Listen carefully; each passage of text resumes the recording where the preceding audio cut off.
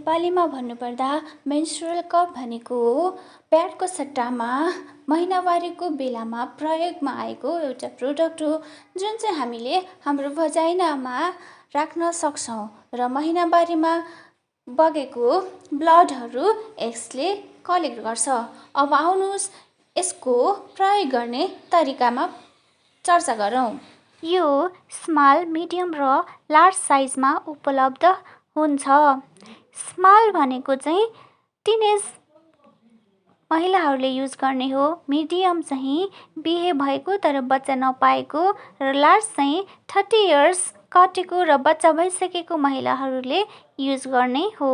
Menstrual cup सुरुमा प्रयोग गर्दा अलिक कठिन भए तापनि यसको प्रयोग गर्ने विधि जानिसकेपछि निकै सजिलो हुन्छ। यो प्रयोग गर्नुभन्दा अगाडि सुरुमा हात धुनुपर्छ अनि यसलाई राम्रोसँग पाठेघरभित्र छिर्ने पोजिसनमा फोल्ड गर्नुपर्छ अनि यसलाई बिस्तारै पाठेघरभित्र छिराउनुपर्छ। पाठेघरभित्र छिरिसकेपछि ढुक्क भएर आफ्नो नियमित काम गर्ने अनि मेन्स्ट्रुअल कप भरिसकेपछि यसलाई निकालिसकेपछि त्यसमा भएको रगत फाल्ने अनि पानीमा उमाल्ने गर्नुपर्छ।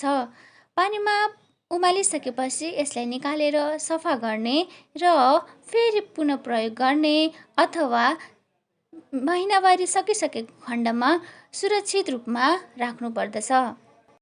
यसलाई फोल्ड गर्दाखेरि सुरुमा एउटा औँलाले यसको बीच भागमा थिच्नु पर्दछ र यस्तो सेपमा पाठेघरभित्र सजिलै छिराउन सकिन्छ। फोल्ड गर्ने अन्य विधिहरू पनि हुन्छन्, तर यसलाई आफ्नो सजिलो अनुसार फोल्ड गर्नुपर्दछ।